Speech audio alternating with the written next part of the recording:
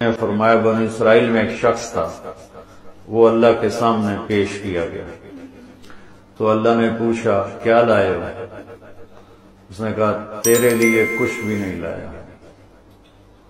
پھر اللہ نے پوچھا کیا لائے ہو؟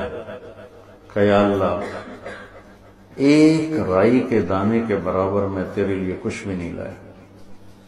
اللہ نے پھر تیسری دفعہ پوچھا کچھ تو سوچو کیا لائے ہو؟ کہنے لگا کچھ بھی نہیں لایا۔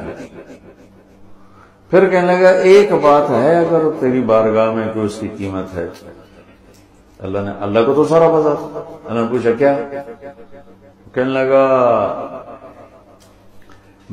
تو نے مجھے مال دیا تھا تو میں تجارت کرتا تھا، لوگوں کو مال اٹھواتا تھا، جو پیسے نہیں دیتا تھا اور دے سکتا تھا تو میں اسے تنگ نہیں کرتا تھا کہ پیمنٹ پہنچاؤ، میں اسے مہلت دیا رکھتا تھا، جب دے ٹھیک، اور جو تنگ دست ہو جاتا تھا، کوئی نقصان ہو جاتا تھا تو میں کہتا تھا چلو اس کو معافی کر۔